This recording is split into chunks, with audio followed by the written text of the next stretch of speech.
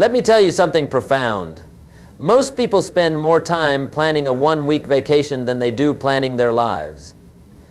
Isn't that incredible? A week of fun gets more attention than decades of existence.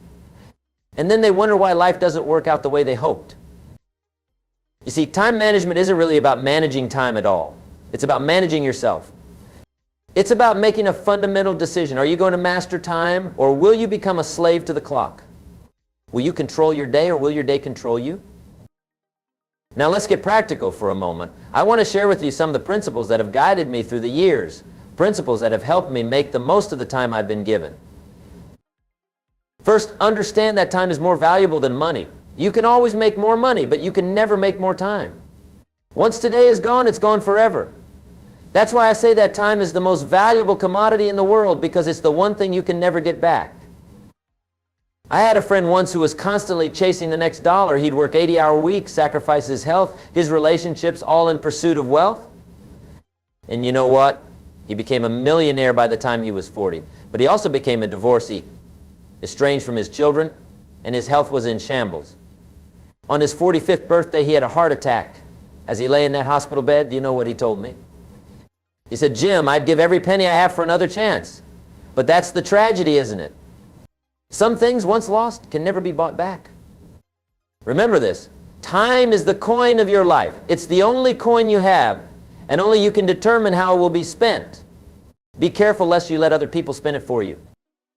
Second principle, prioritize. Not everything matters equally. I learned early on that the key to time management isn't to do more things, it's to do more of the right things. The things that move the needle, the things that make a difference, the things that align with your values and goals. You know, in my seminars, I often ask people to make a list of their top 10 priorities in life. Then I ask them to cross off the bottom 7 and focus only on the top 3. Why? Because you can't do everything, but you can do the most important things. And that's what separates the successful from the unsuccessful, the ability to distinguish between what's merely urgent and what's truly important. I knew a young woman once who complained that she never had time to study for her degree. "I'm just so busy," she'd say. But when I asked her to track her time for a week, she discovered she was spending 25 hours watching television. 25 hours. That's more than enough time to earn a degree, start a business, learn a language, or write a book. But she was spending it on entertainment, not advancement. That's why I say, don't spend major time on minor things. Don't spend $10 worth of time on a 10-cent problem. Be ruthless about eliminating the non-essential from your life. Third principle, learn to say no. This was a hard one for me. I'm a people pleaser by nature. I want to help everyone, to be there for everyone, to do everything I can, but I've learned that every time you say yes to something, you're saying no to something else. Every commitment comes with an opportunity cost. If you say yes to that late night TV show, you're saying no to early morning productivity. If you say yes to that unnecessary meeting, you're saying no to focused work. If you say yes to that toxic relationship, you're saying no to peace of mind. I had a mentor who told me, "Jim, the difference between successful people and very successful people is that very successful people say no to almost everything." I didn't understand it at first. It seemed counterintuitive, but over time I came to see the wisdom in those words. By saying no to the things that don't matter, you free up time to say yes to the things that do. Fourth principle, develop systems and routines. You know, one of the biggest time wastes in life is having to make the same decisions over and over again. What should I wear? What should I eat? When should I exercise? These decisions may seem small, but they accumulate. They drain your mental energy. They clutter your mind. That's why I'm a big believer in routines. When you establish routines, you eliminate decision fatigue. You free up mental bandwidth for the things that truly matter. You create efficiency through repetition. I start every day the same way. I wake up at 5 a.m. I spend the first hour reading and reflecting. I exercise for 30 minutes. I eat a healthy breakfast. I review my goals and plan my day. By the time most people are rolling out of bed, I've already won the morning. And when you win the morning, you win the day. Now, I'm not saying you have to do exactly what I do. We're all different. We all have different rhythms, different responsibilities, different seasons of life. But find what works for you. Create routines that serve your goals and values, and stick to them. Here's something else that's important, batching similar tasks. When you group similar activities together, you minimize context switching. You build momentum. You enter a state of flow. So instead of checking email 50 times a day, check it twice. Instead of paying bills as they come in, set aside a specific time each month to handle finances. Instead of jumping from task to task, focus on one category of work at a time. Fifth principle, invest in your energy. You see, time management isn't just about managing hours and minutes. It's also about managing your energy, because let's face it, not all hours are created equal. An hour when you're focused and energized is worth far more than an hour when you're exhausted and distracted. That's why I'm such an advocate for self-care. Proper nutrition, regular exercise, adequate sleep, meditation. These aren't luxuries, they're investments. They're the foundation upon which productivity is built. I used to think I didn't have time for these things. I'm too busy to exercise. I tell myself, I don't have time for a full night's sleep. But that was backward thinking. The truth is, I don't have time not to exercise. I don't have time not to sleep well, because when I take care of my body and mind, I multiply my efficiency. I get more done in less time. I make better decisions. I show up as my best self. Remember, it's not about working harder. It's about working smarter. And that starts with taking care of the vehicle that carries you through life, your body and mind. Sixth principle, guard your time fiercely. In today's world, there are more distractions than ever before. Social media, email, text messages, streaming services, the list goes on. And each of these distractions is designed to steal your time, often without you even realizing it. That's why you need to establish boundaries. Turn off notifications. Set specific times for checking messages. Use website blockers if necessary. Create a workspace that minimizes distractions. And communicate your boundaries clearly to others. You know, I find it fascinating that many people would never dream of letting someone steal their money, but they'll readily let anyone steal their time. They'll let colleagues interrupt them with trivial matters. They'll let friends pull them into drama. They'll let advertisers lead them down rabbit holes of consumption. But here's the reality, your time is your life, and if you don't guard it, no one else will. Seventh principle, learn to delegate. Now this was a tough one for me. I'm a bit of a control freak by nature. I like things done a certain way, my way. But I've learned that if you want to make the most of your time, you have to learn to let go. You have to trust others. You have to delegate. Ask yourself this question, is this task the highest and best use of my time? If the answer is no, then find someone else to do it. Hire help if you can afford it. Trade tasks with friends or family. Use technology to automate repetitive processes. I knew a small business owner who insisted on doing everything himself, from high-level strategy to answering the phones to cleaning the office. No one else will do it right, he'd say, but his business stayed small because he was the bottleneck. He was so busy doing $10 an hour tasks that he had no time for $1,000 an hour thinking. Don't make that mistake. Your time is precious. Reserve it for the things that only you can do, the things that leverage your unique talents and passions. Eighth principle, embrace the power of focus. In a world of multitasking and constant stimulation, focus has become a rare and valuable skill. But here's the truth, multitasking is a myth. The human brain isn't wired to do multiple things at once. What we call multitasking is actually task switching, and it's incredibly inefficient. When you try to do multiple things at once, you're not doing any of them well. You're fragmenting your attention. You're diluting your effectiveness. You're extending the time it takes to complete each task. Instead, practice deep work. Set aside blocks of time to focus intensely on a single task. Eliminate distractions. Give your full attention to what's in front of you. You'll be amazed at how much more you can accomplish when you're fully present. I often tell the story of a woodcutter who was hired to cut down trees. On his first day, he cut down 20 trees. The next day, he cut down 15. The day after that, 10. Each day, despite working harder and longer, he cut down fewer trees. Finally, his boss asked him what was wrong. I don't know, the woodcutter said, exhausted. I'm working as hard as I can. The boss looked at him and asked, when was the last time you sharpened your saw? The woodcutter replied, I don't have time to sharpen the saw. I'm too busy cutting down trees. That story perfectly illustrates the folly of constant busyness without strategic pauses. Sometimes the most productive thing you can do is to stop doing and start thinking. To step back, assess, and sharpen your tools. Ninth principle, learn from your mistakes. Time management, like anything else, is a skill.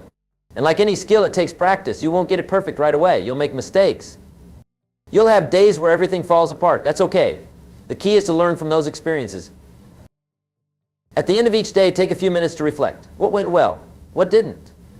Where did you waste time? Where did you invest it wisely? Use those insights to adjust your approach. Continuously refine your systems. Continuously challenge your assumptions. Continuously look for ways to improve. You know, I've been studying success for over 40 years, and I've noticed something interesting. Successful people aren't perfect time managers. They make mistakes just like everyone else. The difference is that they learn from those mistakes. They course correct. They adapt. They evolve. So don't beat yourself up when you get off track. That's part of the process. Just make sure you're learning and growing along the way. 10th principle, remember why it matters. At the end of the day, time management isn't about squeezing more activities into your day. It's not about becoming some sort of productivity machine. It's about living a life of purpose and meaning. It's about spending your precious hours on the things that truly matter. Because here's the sobering truth, one day your time will run out. We all have an expiration date. And when that day comes, what will matter is not how many emails you answered, or how clean your house was, or how much money you made.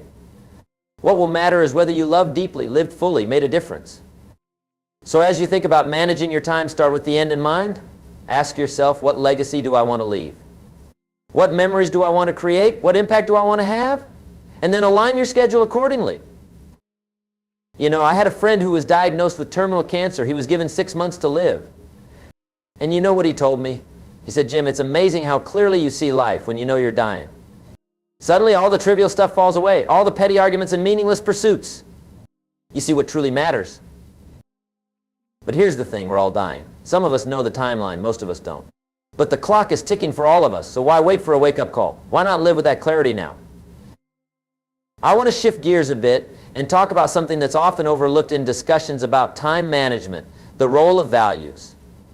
You see, effective time management isn't just about efficiency, it's about alignment. It's about making sure your schedule reflects your values. I often ask people in my seminars, if I followed you around for a week and observed how you spend your time, would I be able to accurately identify your values? It's a confronting question because for many of us, there's a disconnect between what we say we value and how we actually spend our time. We say family is important, but we work 70-hour weeks. We say health is a priority, but we don't make time for exercise. We say personal growth matters, but we spend our evenings mindlessly scrolling through social media. Your calendar doesn't lie. It reveals what you truly value, not what you say you value. So take a hard look at how you're spending your time. Is it aligned with your stated values? If not, it's time for an adjustment. Another aspect of time management that doesn't get enough attention is the power of saying no. I touched on this earlier, but it deserves deeper exploration because for many of us, especially those who are natural people pleasers, saying no can feel almost impossible. We worry about disappointing others. We fear missing out. We feel obligated. But here's what I've learned. Every yes comes with a price. And often that price is paid in time that could be spent on activities that bring you closer to your goals and values. One strategy I've found helpful is to use what I call the 24-hour rule. When someone asks you to commit to something, don't give an immediate answer. Say, let me think about that and get back to you tomorrow. This gives you time to consider whether the request aligns with your priorities and whether you truly have the time to do it justice. Remember, saying no isn't selfish, it's strategic. It's about protecting your most valuable resource, your time, so you can say yes to the things that truly matter. Now, let's talk about the elephant in the room, procrastination. We all do it. We all know it's a time killer. But understanding why we procrastinate is the first step to overcoming it. Often procrastination isn't about laziness, it's about fear. Fear of failure, fear of success, fear of imperfection, fear of the unknown. We put things off because at some level we're afraid of the outcome. Other times it's about task aversion. We procrastinate on tasks that we find boring, difficult, or unpleasant. Or it's about a lack of clarity. We're not sure what to do or how to start, so we do nothing. The antidote to procrastination is action. Small, consistent action. Break big tasks into smaller, manageable chunks. Set clear, specific goals. Create accountability. And most importantly, start. Don't wait for motivation or inspiration. Action precedes motivation, not the other way around. I often use what I call the 5-minute rule. When I'm tempted to procrastinate, I commit to working on the task for just 5 minutes. That's all, 5 minutes.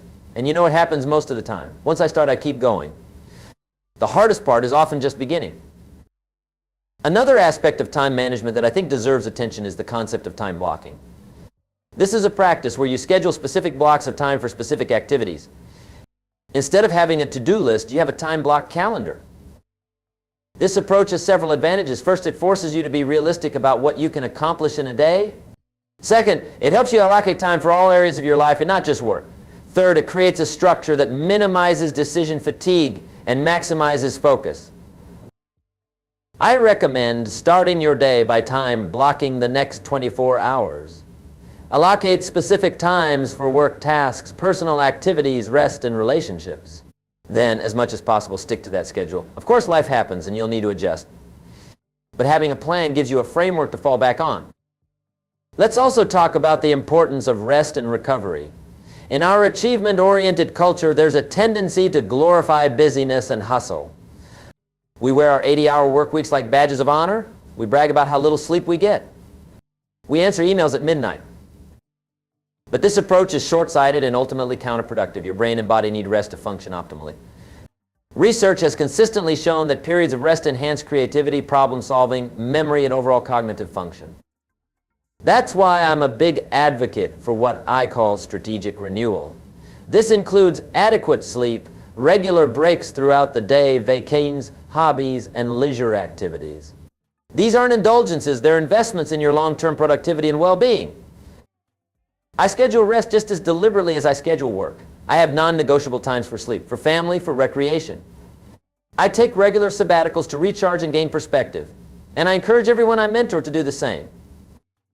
Remember, the goal isn't to do more, it's to achieve more. And sometimes the best way to achieve more is to do less, but with greater focus, energy, and purpose. Now, I want to address a common misconception about time management, the idea that it's all about discipline and willpower. While these qualities are important, they're not the whole story. In fact, relying solely on willpower is a recipe for failure. You see, willpower is a finite resource. It gets depleted throughout the day as you make decisions and resist temptations. That's why it's so much harder to resist that cookie at 9 p.m. than it is at 9 a.m. Your willpower tank is running on empty.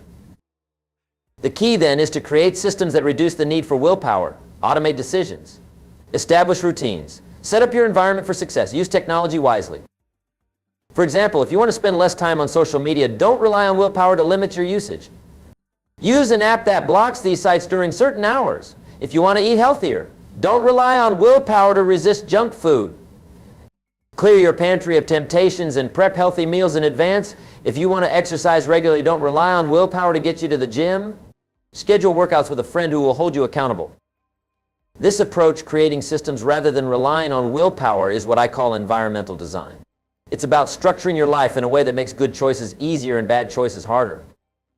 Let's also talk about the role of technology in time management. Technology can be either your greatest ally or your worst enemy, depending on how you use it. On one hand, technology gives us incredible tools for productivity.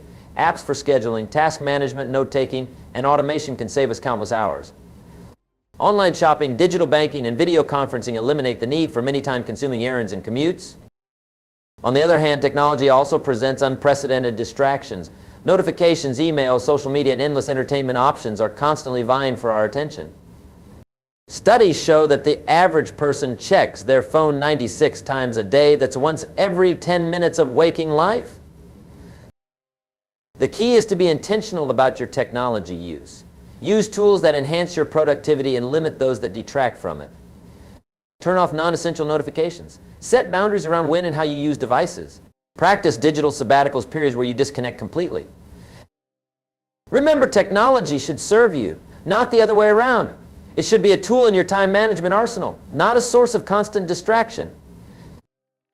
Another principle I want to emphasize is the importance of continuous learning and growth. The more skilled you become, the less time it takes to produce quality work. The more knowledge you acquire, the better decisions you make. The more you understand yourself, the more effectively you can manage your time and energy. That's why I encourage everyone to invest at least 30 minutes a day in personal development. Read books, listen to podcasts, take courses, attend seminars, find mentors, join mastermind groups. The returns on this investment are exponential. One of my favorite quotes comes from Abraham Lincoln: "Give me 6 hours to chop down a tree, and I will spend the first 4 sharpening the axe." That's the essence of continuous learning. It's about sharpening your axe so that when you do take action, it's far more effective. Now, let's address another often overlooked aspect of time management, the power of single tasking.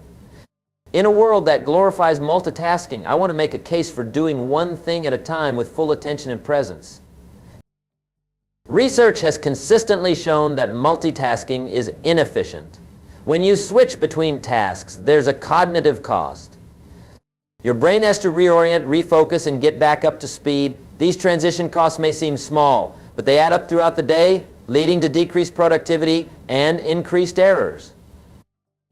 Moreover, multitasking prevents you from entering a state of flow, that optimal state where you're fully immersed in a task, losing track of time, and producing your best work. Flow happens when you're challenged but not overwhelmed, focused but not strained, engaged but not distracted. So instead of trying to do multiple things at once, practice single tasking. Give your full attention to one task at a time. You'll not only be more productive, but you'll also experience more joy and satisfaction in your work. I also want to touch on the relationship between time management and decision making. Every decision you make, from what to wear in the morning to which job offer to accept, requires mental energy. And when that energy is depleted, the quality of your decisions deteriorates. That's why it's important to minimize trivial decisions and preserve your mental bandwidth for the ones that truly matter. Steve Jobs wore the same outfit every day. Warren Buffett has lived in the same house for over 60 years. Barack Obama restricted his suits to 2 colors. These aren't random choices, they're strategic decisions to eliminate decision fatigue. Consider where you can simplify and streamline your life. Can you create a capsule wardrobe? Establish a meal rotation, automate bail payments, delegate routine decisions? The fewer trivial choices you have to make, the more mental energy you'll have for the decisions that truly impact your life and work. Let's also discuss the role of planning and effective time management. Without a plan, time tends to get filled with whatever comes along, usually other people's priorities rather than your own. I recommend a 3-tiered approach to planning. Annually, set aside time at the beginning of each year to review your long-term goals and values. What do you want to accomplish this year? What areas of your life need attention? What new skills do you want to develop? This annual review provides the big picture framework for your more detailed planning. Weekly, take 30 minutes at the beginning of each week to plan your days. Review your commitments, identify your most important tasks, and schedule time blocks for focused work. A well-planned week eliminates the daily stress of wondering what to do next. Daily, spend 10 minutes each evening planning the next day. Identify your top 3 priorities. The tasks that completed would make the day a success regardless of what else happens. Then schedule specific times to work on those priorities. This multi-level planning ensures that your daily activities align with your weekly objectives, which in turn support your annual goals and lifetime values. It's about creating a coherent narrative for your life rather than a random series of busy days. I want to emphasize something here. Planning is not about creating a rigid and flexible schedule. It's about creating a framework that guides your decisions and actions. Life is unpredictable. Emergencies happen, opportunities arise. The point of planning is not to eliminate spontaneity, but to ensure that your spontaneous choices are made within a context of purpose and priority. Now, let's talk about the importance of tracking and measuring your time. As the saying goes, what gets measured gets managed. If you want to improve your time management, you need to know how you're currently spending your time. For at least 1 week, I encourage you to track your time in 30-minute increments. Record what you're doing, who you're with, and how you feel. This exercise can be eye-opening. Most people discover that they're spending far more time on low-value activities than they realized. Once you have this data, look for patterns. Where are the time leaks? Where are the productivity peaks? What triggers distraction or procrastination? Use these insights to refine your approach to time management. And don't just track your time once. Make it a regular practice. Just as businesses conduct regular audits of their finances, you should conduct regular audits of your time. It's the only way to ensure that your most precious resource is being invested wisely. Let's also address the role of habits in time management. Habits are powerful because they operate below the level of conscious thought. Once a behavior becomes habitual, it requires minimal mental energy to perform. That's why I'm such a big believer in creating positive habits around time management.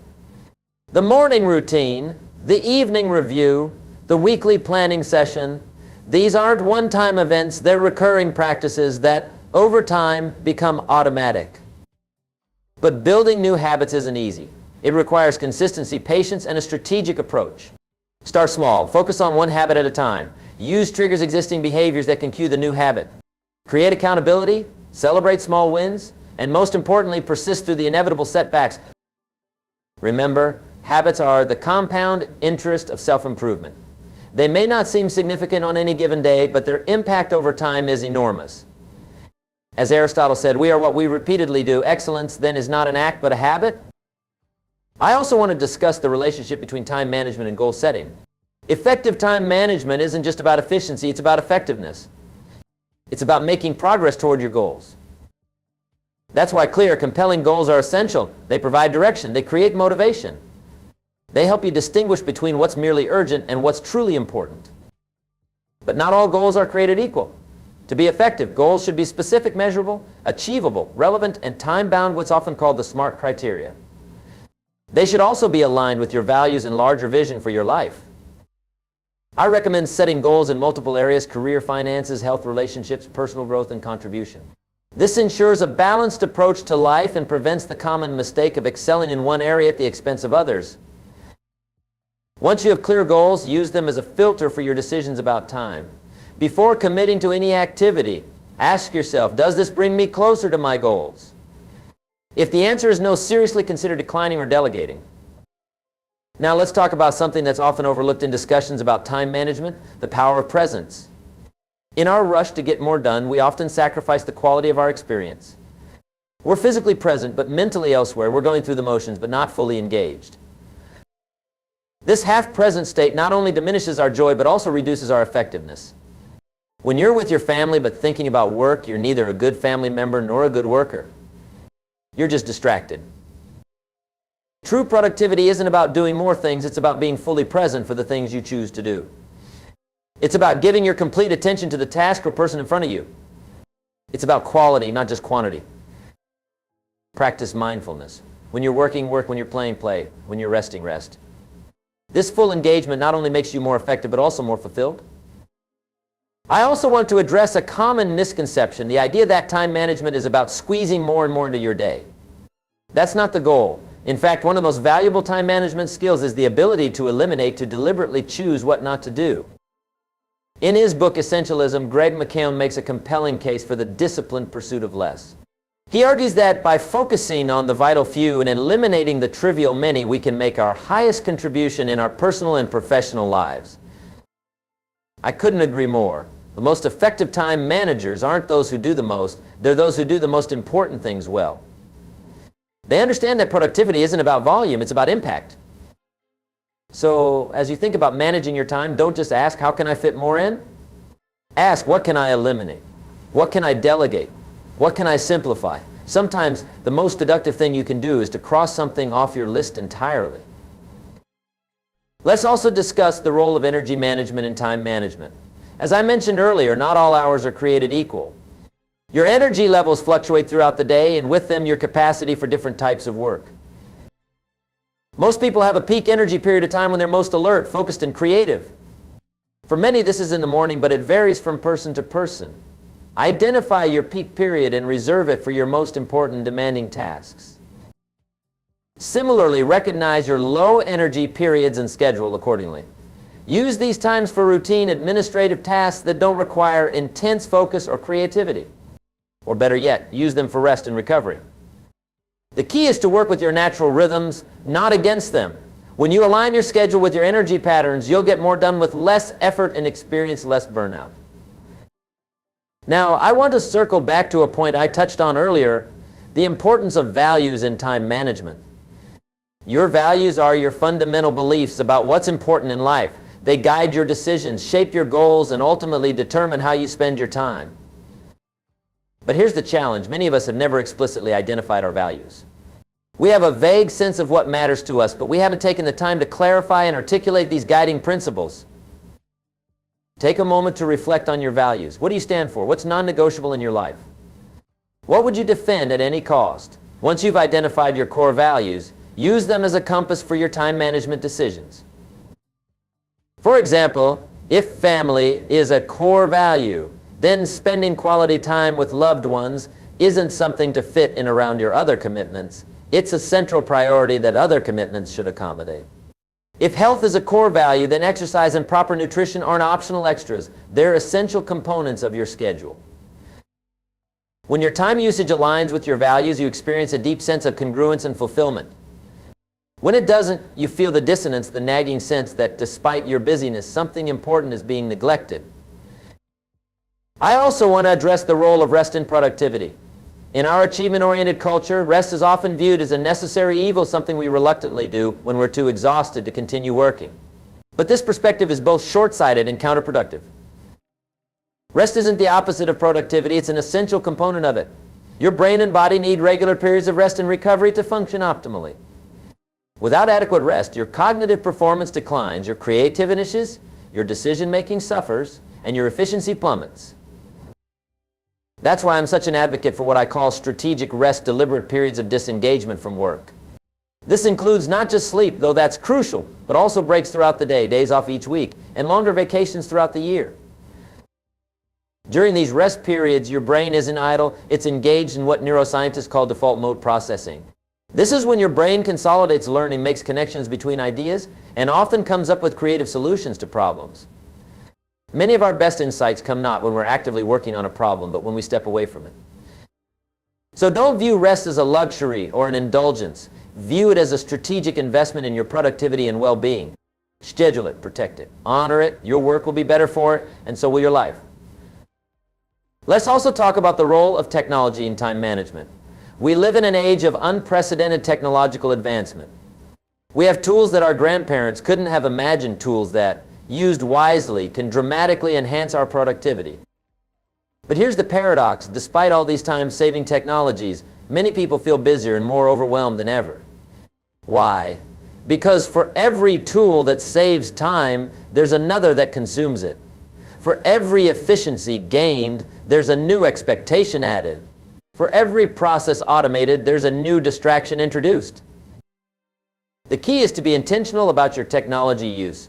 Choose tools that genuinely enhance your productivity and limit those that detract from it. Set boundaries around when and how you use technology. Practice regular digital detoxes to reset your relationship with your devices. Remember, technology should be your servant, not your master. It should expand your capabilities, not contract your attention. It should create space in your life, not fill it with noise.